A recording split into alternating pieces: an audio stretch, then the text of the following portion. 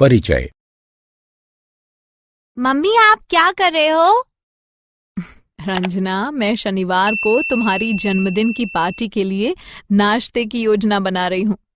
क्या तुम इस विशेष दिन के लिए मेन्यू तैयार करने में मेरी सहायता कर सकती हो? निश्चित रूप से मम्मी। मेरे अधिकतर दोस्त चाउमीन, पाव भाजी और छोले भटूरे पसंद करते हैं। कृपया इन चीजों को मेन्यू में जरूर जोड़िएगा। धन्यवाद रंजना, किंतु ये जानकारी पर्याप्त नहीं है। आपको और किन अन्य जानकारियों की आवश्यकता है मम्मी? रंजना, मुझे ऐसे बच्चों की सही संख्या की जानकारी चाहिए जिन्हें चाउमीन, पाव भाजी और छोले भटूरे पसंद हैं। उसके बाद ही मैं इन चीजों की मात्रा तय कर सकती हूँ। अच्छा मम्मी, मैं अभी आधे घंटे में जन्मदिन की पार्टी में सम्मिलित होने वाले अपने दोस्तों और उनके पसंदीदा भोजन की एक विस्तृत सूची आपको देती हूँ। हाँ, ये बहुत अच्छा रहेगा रंजना। वादे अनुसार रंजना ने अपनी मम्मी को आवश्यक आंकड़े उपलब्ध कराए। बच्चों, इस पाठ में हम आंकड़ों के प्रबंधन के बारे में विस्तार से सीखेंगे। उद्देश्य। इस पाठ के अंत में आप निम्न करने में सक्षम हो जाएंगे: आंकड़ों को परिभाषित करना, आंकड़ों को संगठित करना, चित्रालेख की व्याख्या करना, आंकड़ों को प्रस्तुत करने के लिए चित्रालेख खींचना, दंड आलेख की व्याख्या करना और आंकड़ों को प्रस्तुत करने के लिए दंड आलेख खींचना। आंकड़े। एक खास इलाके के रेजिडेंट वेलफेयर एसोसिएशन यानी RWA ने आवासीय परिसर के अंदर वाहनों की तुलना में अधिक वाहनों की पार्किंग के लिए निवासों पर शुल्क लेने का निर्णय लिया है। इस प्रयोजन हेतु निवासियों से प्रवेश द्वार पर सुरक्षा गार्ड को अपने वाहनों की जानकारी देने के लिए कहा गया है। एक सप्ताह पश्चात अध्यक्ष रजिस्टर को देखते हैं। आइए हम इलाके के निवासियों द्वारा उपलब्ध कराई गई जानकारी को देखते हैं। तथ्यों और संख्याओं के इस तरह के अव्यवस्थित संग्रह को आंकड़ों के रूप में जाना जाता है। आंकड़ों का अभिलेखन। श्रीमती संदीप शैक्षणिक प्रभारी हैं। उन्होंने शीतल को 10वीं कक्षा के सभी विद्यार्थियों के पसंदीदा विषयों के लेखन का कार्य सौंपा है। शीतल सभी आवश्यक विवरण एकत्रित करती है, एक पत्र पर उसका सार करती है, एक फाइल में लगाती है एवं फाइल शैक्षणिक प्रभारी को सौंप देती है। चलिए आइए शीतल द्वारा एकत्रित विवरण पर एक नजर डालें। विभिन्न स्रोतों से एकत्रित की गई प्रविष्टि की जानकारी की प्रक्रिया आंकड़ों का अभिलेखन कहलाती है। आंकड़ों का संगठन। आइए अब हम RWA के आंकड़ों को संगठित करते हैं, जिसकी चर्चा हमने शुरुआत में की थी। 3 कॉलम वाहन, मिलान चिन्ह एवं परिवारों की संख्या के नाम से बनाइए। एक एक करके वाहनों के नीचे 1, 2 और 3 निर्दिष्ट कीजिए। मिलान चिन्ह के नीचे वाहनों के उपयुक्त विकल्पों के सामने मिलान चिन्हों से वाहनों की विशिष्ट संख्या वाले परिवार को निरूपित कीजिए।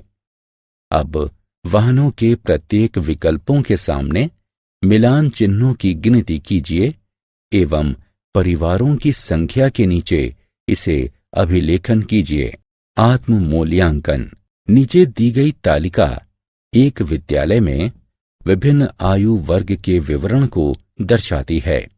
विद्यार्थियों की संख्या वाले कॉलम में सही विकल्पों को उठाकर रखिए। आंकड़ों का चित्रीय निरूपण। एक तस्वीर 1000 शब्दों के बराबर होती है।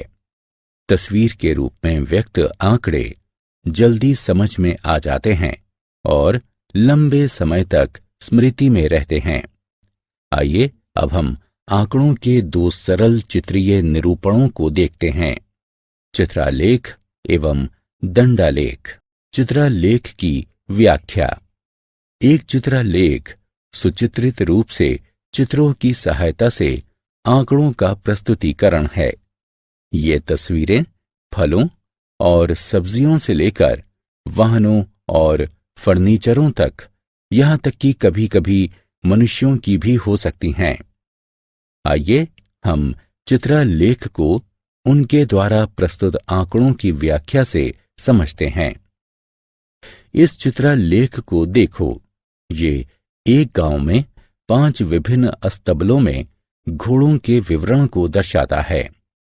घोड़ों की प्रत्येक तस्वीर एक घोड़े को दिखलाती है। चित्रालेख से ये स्पष्ट है कि अस्तबल 1 और अस्तबल 3 में 4-4 घोड़े हैं। अस्तबल 4 में घोड़ों की संख्या सर्वाधिक है। अस्तबल 2 में घोड़ों की संख्या न्यूनतम है। आइए हम एक और चित्रालेख की व्याख्या करते हैं। ये चित्रालेख विश्व की 5 क्रिकेट टीमों में हरफनमौला खिलाड़ियों का विवरण प्रस्तुत करता है। प्रत्येक तस्वीर एक हरफनमौला को दिखलाती है। चित्रालेख से ये स्पष्ट है कि ऑस्ट्रेलिया में हरफनमौला खिलाड़ियों की संख्या सर्वाधिक है। वेस्टइंडीज में पाकिस्तान से अधिक हरफनमौला हैं। पाकिस्तान में हरफनमौला खिलाड़ियों की संख्या न्यूनतम है। भारत में हरफनमौला खिलाड़ियों की दूसरी सबसे बड़ी संख्या है। चित्रालेख खींचना। आइए अब हम दिए हुए आंकड़ों की सहायता से एक चित्रालेख खींचते हैं। आइए हम बस यात्रियों को दर्शाने के लिए यात्रा करते एक आदमी की तस्वीर का प्रयोग करते हैं। चूंकि संख्या अधिक है, इसलिए हम 20 यात्रियों को दर्शाने के लिए एक तस्वीर का प्रयोग करते हैं। लाल बस 100 यात्रियों को ले जाती है। यदि एक तस्वीर 20 यात्रियों को दर्शाती है, तब 5 तस्वीरें 100 यात्रियों को दर्शाएंगी। हरी बस में 50 यात्री सवार हैं। 2 तस्वीरों के साथ 40 यात्रियों को दर्शाते हैं। शेष 10 यात्रियों को एक आधी तस्वीर से दर्शाते हैं। नारंगी बस 70 यात्रियों को ले जाती है। 3 तस्वीरों के साथ 60 यात्रियों को दर्शाते हैं। शेष 10 यात्रियों को एक आधी तस्वीर से दर्शाते हैं। दंड आलेख की व्याख्या।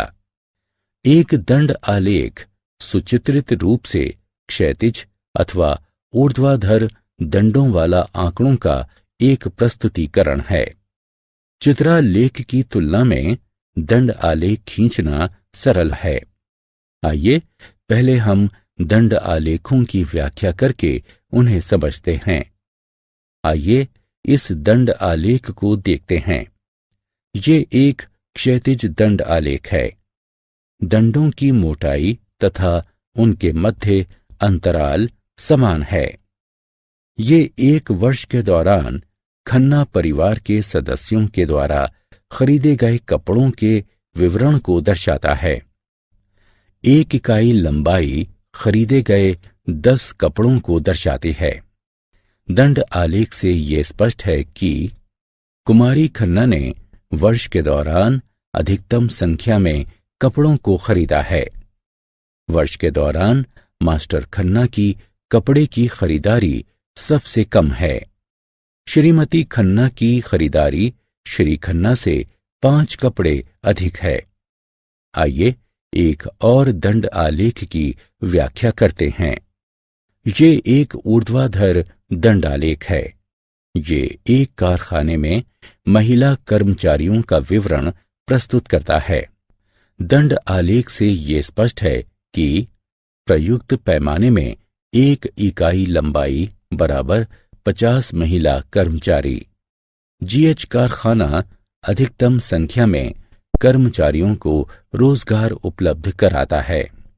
महिलाओं की अधिकतम और न्यूनतम संख्या के मध्य अंतर 250 है। यदि सीटी कारखाने में 50 और महिला कर्मचारियों को रोजगार दिया जाए तो ये जीएच कारखाने की महिला कर्मचारियों की संख्या के बराबर हो जाएगी। दंड आलेखों को खींचना। आइए अब हम दिए गए आंकड़ों की सहायता से एक दंड आलेख खींचते हैं। चूंकि ऊंचाई 60 के आसपास केंद्रित है, अतः हम 10 इंच प्रति इकाई लंबाई मापते हैं। अब आइए हम ऊर्ध्वाधर दंडों को खींचते हैं। दंडों की ऊंचाई इंच में लड़कों की ऊंचाई के अनुसार तय की गई है। आत्म मूल्यांकन। कॉलम ब की वस्तुओं को उठाकर कॉलम अ की संबंधित वस्तुओं पर रखें। सारांश। आइए हमने जो कुछ सीखा है उसे संक्षेप में दोहराएं।